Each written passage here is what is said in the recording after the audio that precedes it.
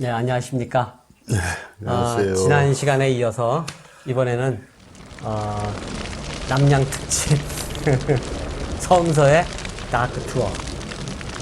지난 시간에는 이제 주로 구약에 대한 이야기를 했습니다. 노아의 홍수부터 시작을 해가지고 소돔과 고모라, 그 다음에 바벨탑 이야기 등등 이야기를 했는데, 이번 시간에는 지난 시간에 못다한 이야기 있으시면은 좀 해주시고요. 그 다음에 신약으로 넘어가서 신약에는 그런 하느님의 징벌보다는 어떤 악령들이 많이 나오죠. 예수님과 대적하는 악령들 이야기 좀 해보도록 하겠습니다.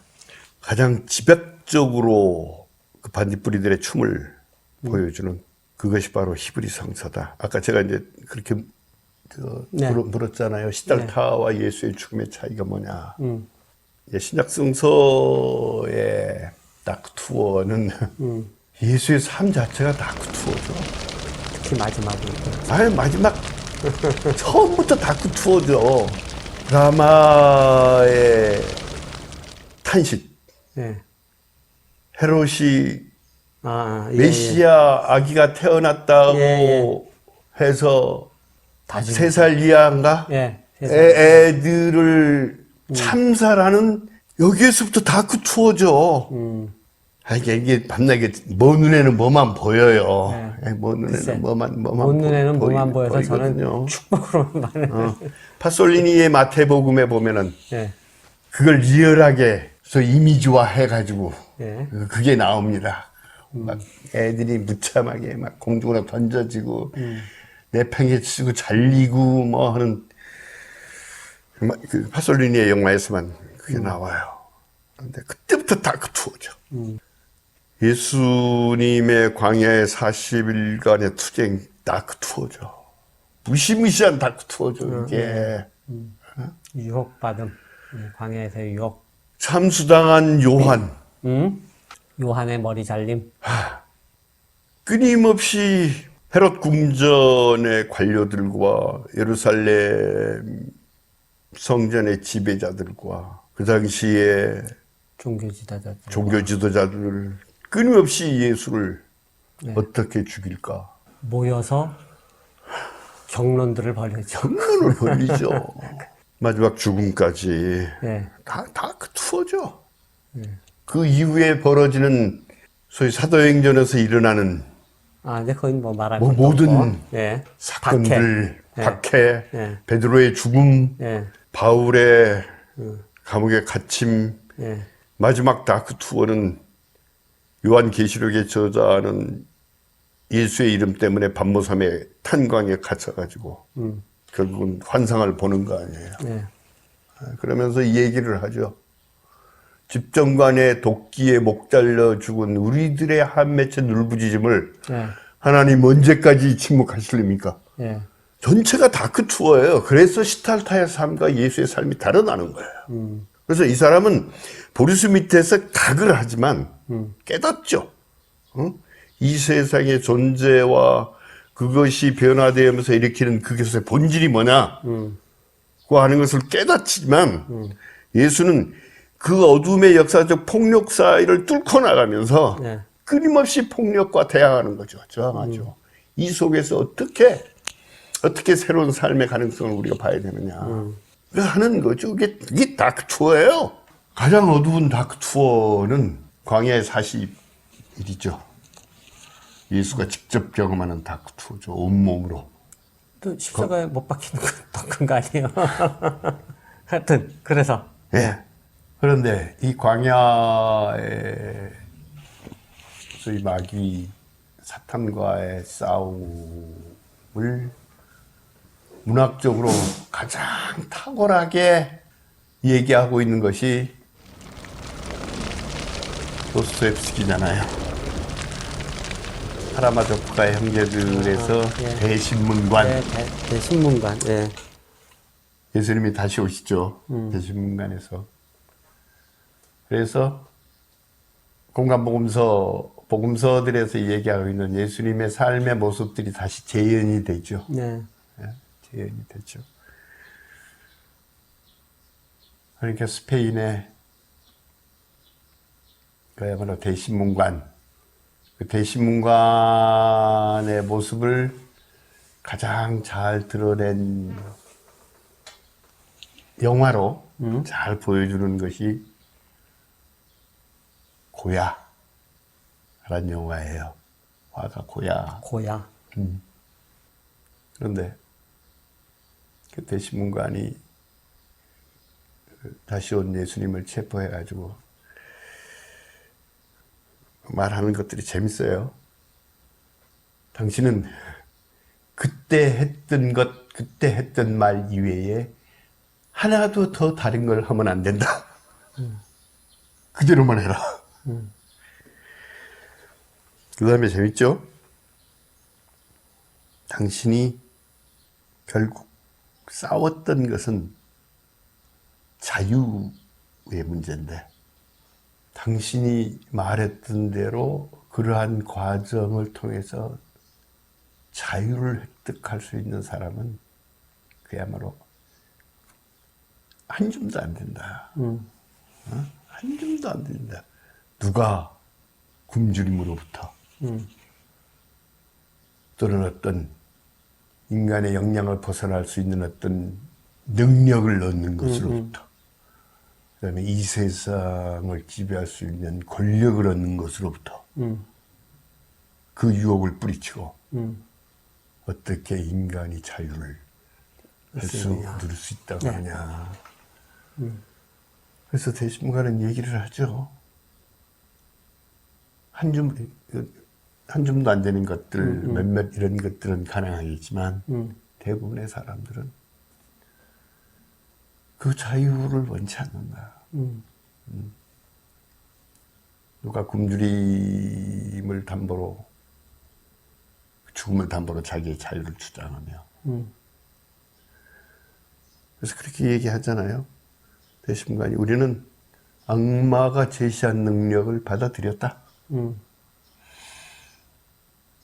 그래서 우리는 그들에게 빵을 주고, 예를 들면 우리의 권세에 굴복함으로써 얻는 자유를 누리게 하고, 그러니까 우리의 권력 안에서의 내 자유를 누리게 하고, 그들의 굶주림을 원하게 한 것도 자기들이 번 빵을 우리한테 갖다 바치고, 실제로 돌멩이를 빵으로 만든 것은 그들인데 우리한테 갖다 바친 그 빵을 다시 나눠주니까 우리한테 고마워하고, 자기들은 자기들의 손으로 번 빵인지도 모르고 그런 거죠. 하나님의 능력으로 다 너희들이 이렇게 농사 짓게 해줬잖아.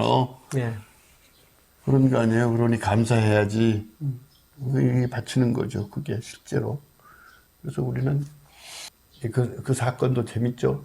이단을 200명, 300명 처형, 화형시킨 그 다음 날인가 뭐 사건이 이제 그렇게 벌어지고 그래요. 그러면서 그 대신문관이 이렇게 얘기를 하죠.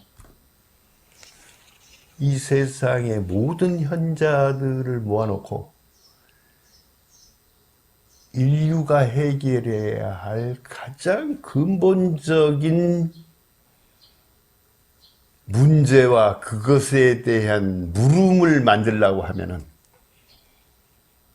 이 세 가지를 벗어날 수가 없다. 네. 가장 위대한 인간에 대한 질문이다. 네. 무섭죠? 무서운 거거든요.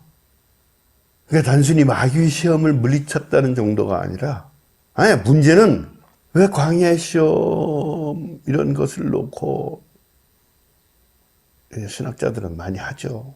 근데 목회 현장에서, 설교 단상에서 이것이 갖는 무시무시한 인류의 전체의 어떤 존재론적인 근본 문제를 놓고 벌어진 이 싸움의 어마어마함, 이런 것들을 왜 잘 가르치지 않을까. 그러니까 단순히 마귀의 악마의 시험을 예수님이 물리쳤다.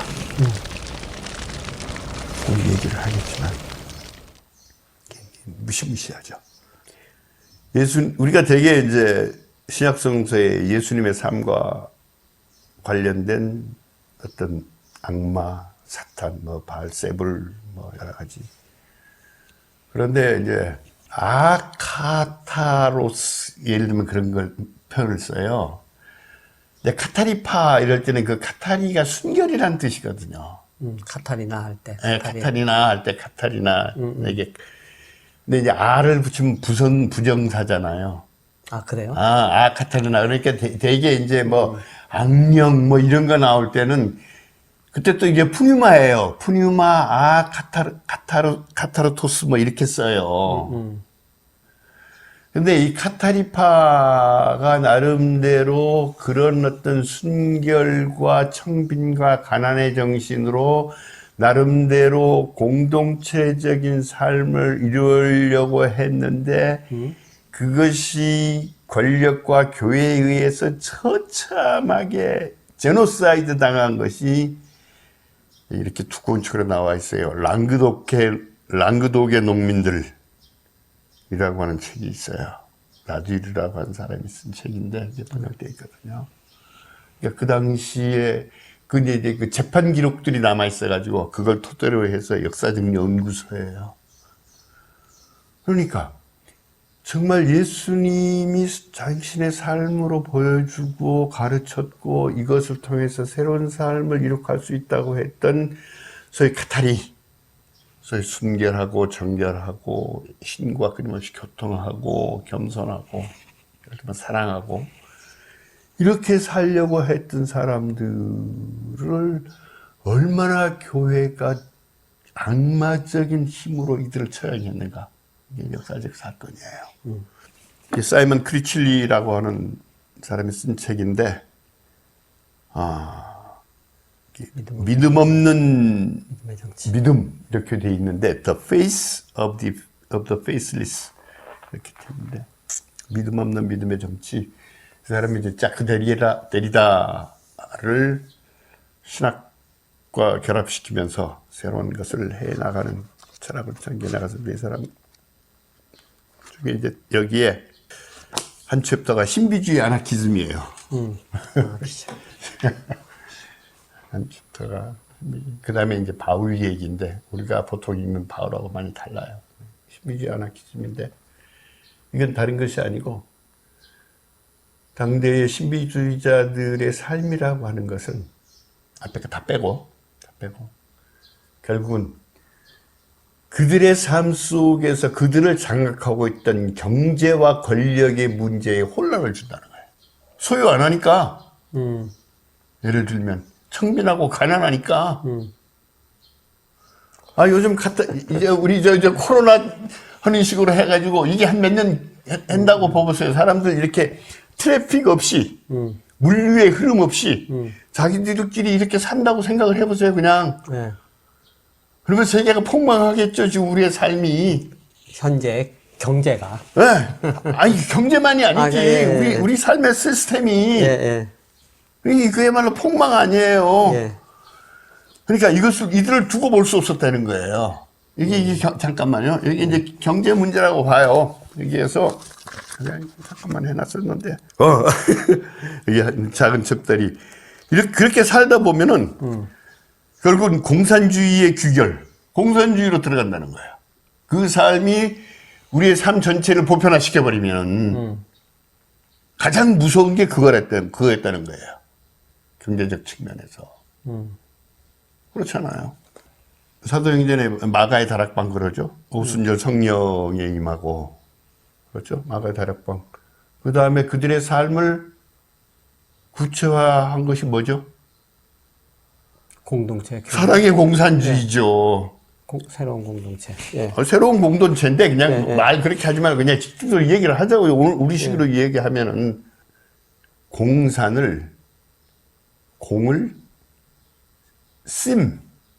커먼이 아니고 SYM 함께 공감하다 심파시 뭐 이렇게 할 때 산을 포에지 시 원래 생산 노동이거든요. 샘포에지라고 하는 신조어를 만들었네요. 그렇게 해서 이제 얘기를 했는데 그걸 원시 공동체는 일종의 공산이죠. 누구 거 자기 거 주장하지 않고 내놓고 필요에 따라서 가져가 살고 네. 글로 가는 거 아니에요. 네. 근데 결국은 그것이 어떤 대세로 자리 잡지 못했죠. 그 얘기는 생각해 보세요.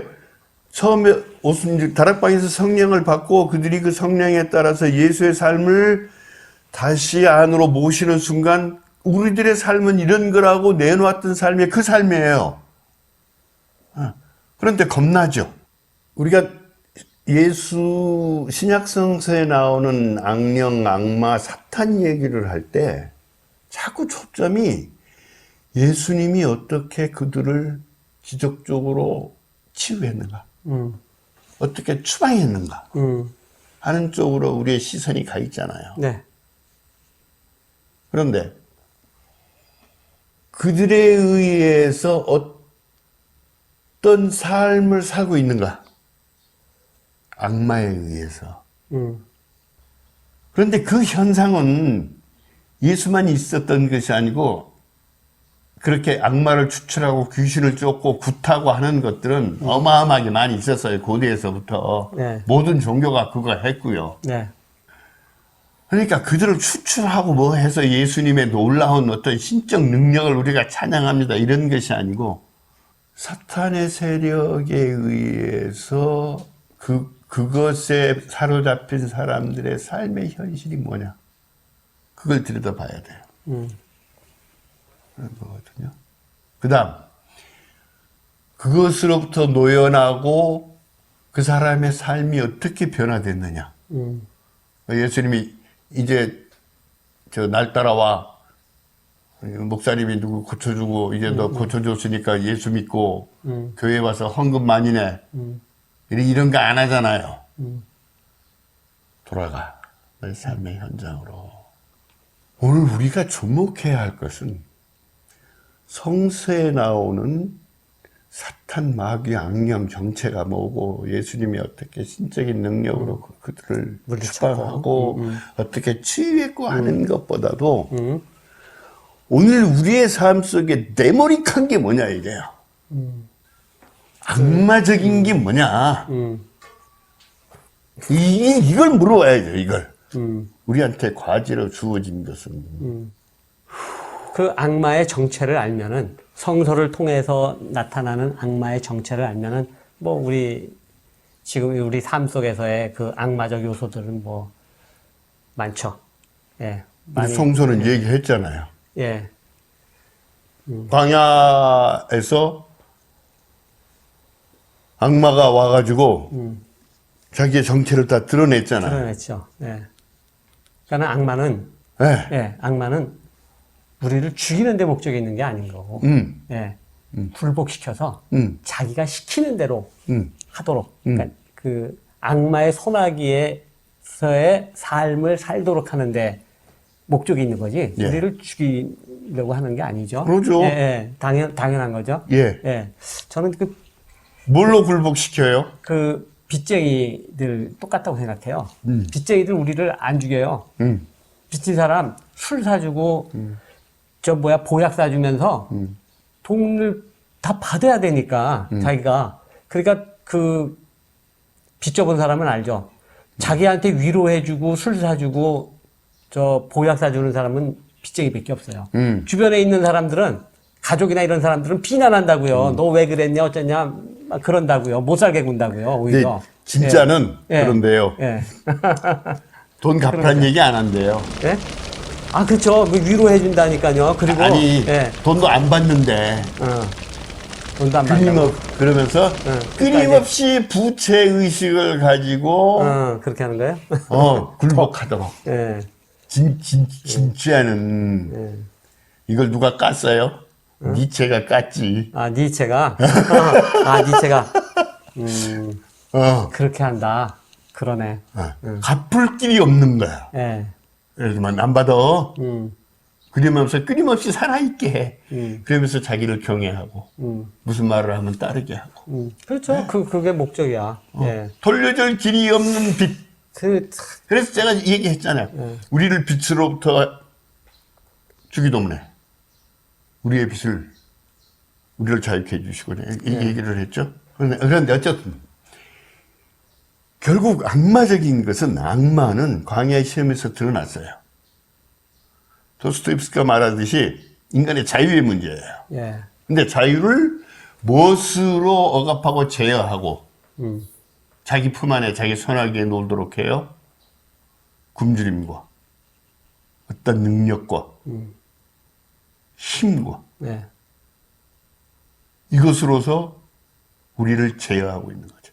요즘 진보적인 사상가들, 철학자들은 오늘의 신은 자본이에요, 돈이고. 그렇죠. 뭐 그건 뭐 네. 저는 태어나서부터 계속 그랬어요. 나 죽을 네? 때까지도 그건 안 변할 것 같아요. 네. 예. 바꿔지지도 않을 것 같아. 한 몇백 년? 그러니까 인간이 굶주림과 예. 우리의 삶 속에서 상대적인 것일 수밖에 없는 것을 절대화하는 순간 그것이 악마적인 거다. 그래서 폴 티너는 심지어 성경도 악마적일 수 있다.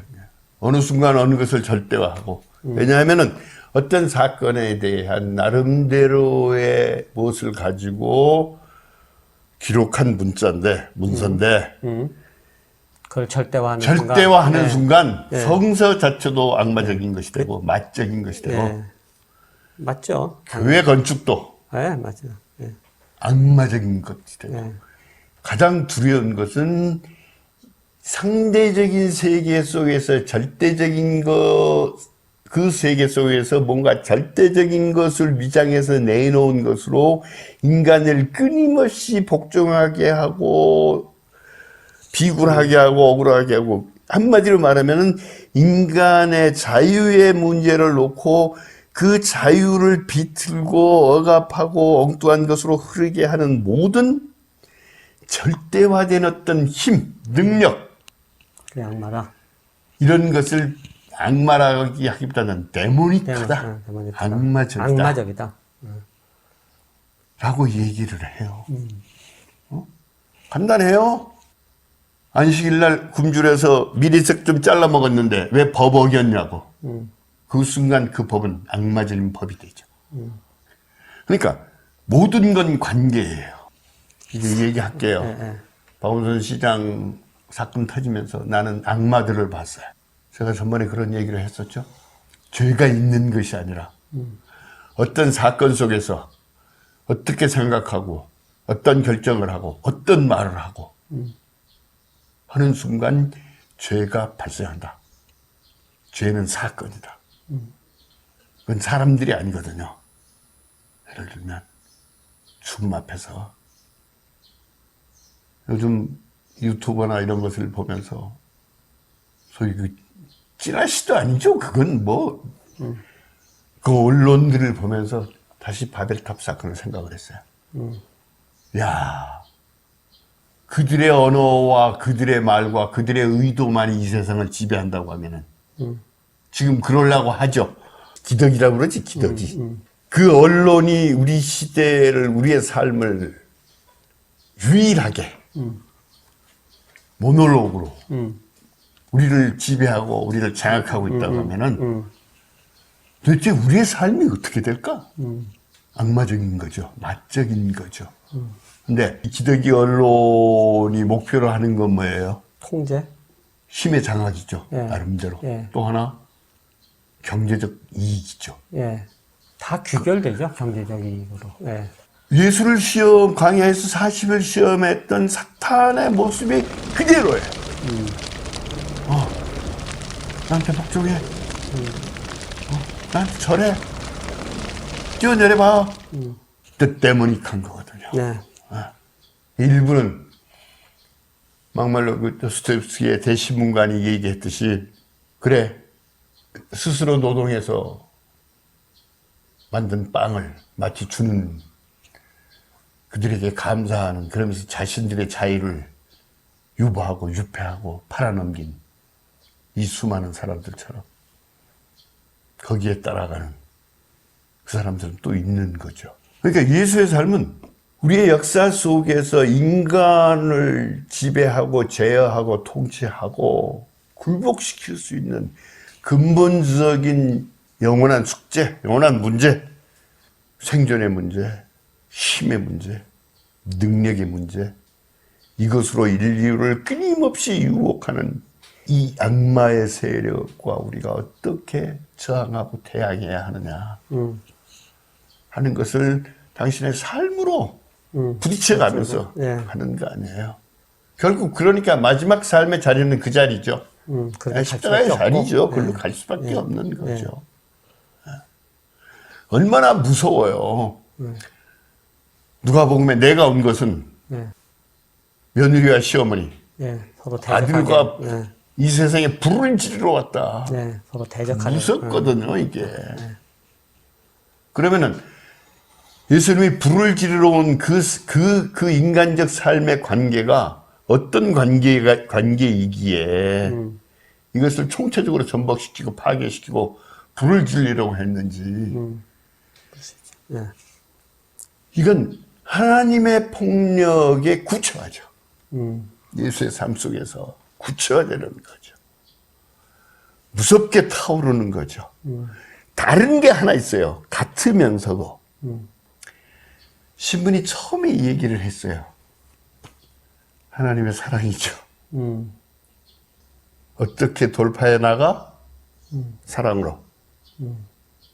그런데 그 사랑이 아무래도 제가 얘기를 했죠. 위험해.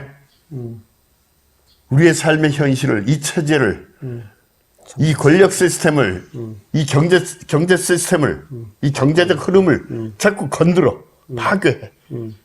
그 사람 위험한 거야. 그래, 죽이죠. 가는 거거든요, 글로. 근데, 폭력적 세상을